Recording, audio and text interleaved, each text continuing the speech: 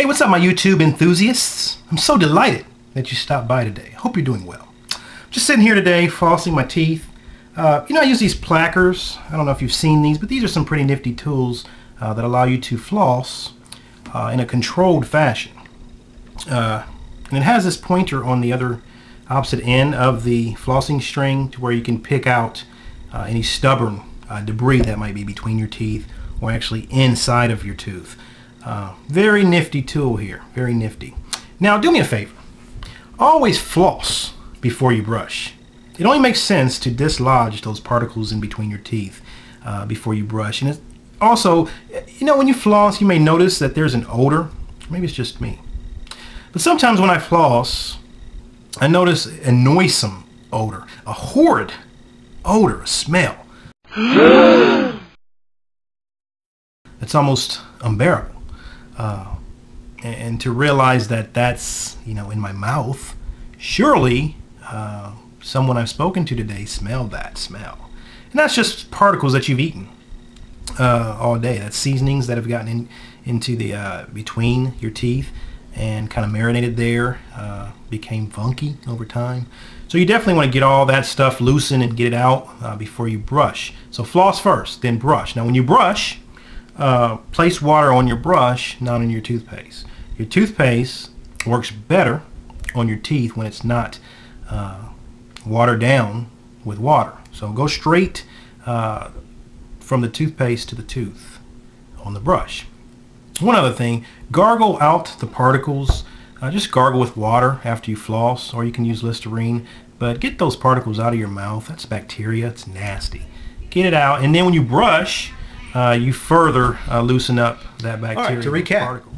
Floss, gargle, brush, good toothpaste. Colgate Total, in my opinion, is the best toothpaste out there. Then rinse. Gargle with Listerine. Okay? Then you should have the freshest of breath. Now, when you floss, you're not only going to get particles out, sometimes it's going to bleed. So that's definitely something you want to get out of there. Also, make sure that you brush your tongue. Brush your tongue.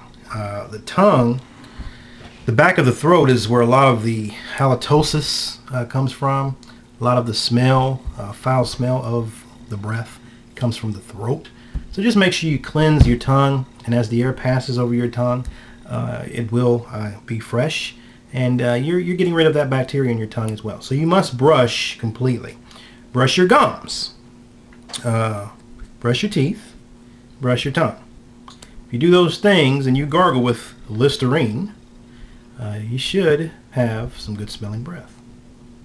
Cool. This is the moisturizer for my face that I use, Aveeno Positively Radiant Daily Moisturizer SPF 15. It's a day moisturizer. It costs about 14 bucks. I like it. I use it. One thing that didn't jive with me too well is that it was a little too thick when I applied it.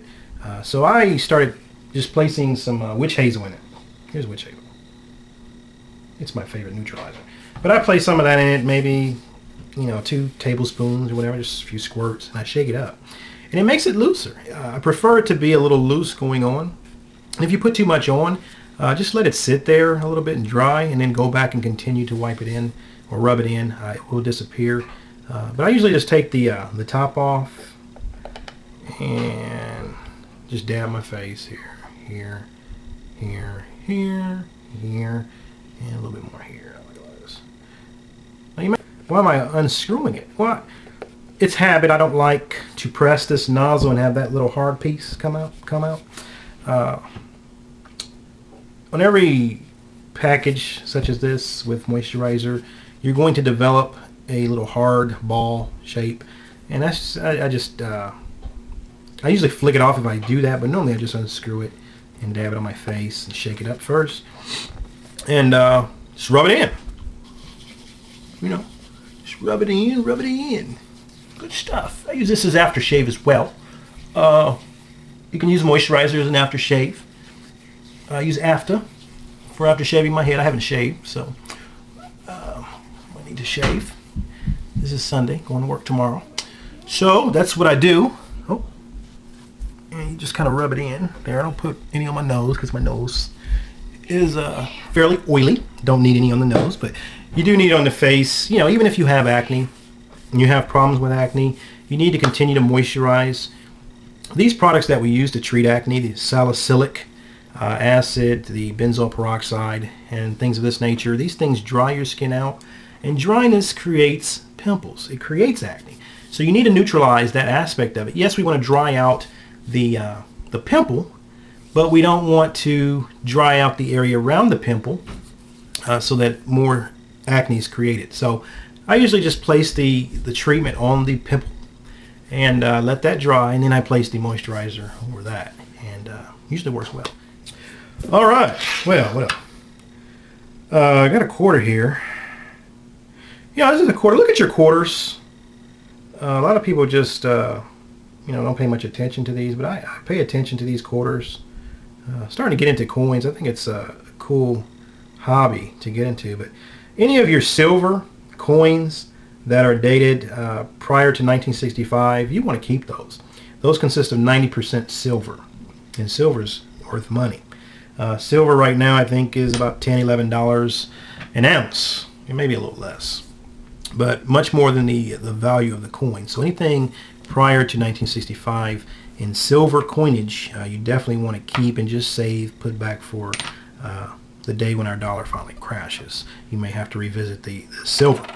I think half a dollar, anything from 1965 to 1970, still is 90% silver. So if you have any half dollars, you want to keep those as well. Just sitting here thinking about random things. I think that's it. But once again, I want to thank you guys for stopping by, checking me out, allowing me to check you out, see how things are going. Hopefully everything is going well in this pretty turbulent time that we're living in right now. A lot of things going on. But anyway, I hope you have a good one. Take care.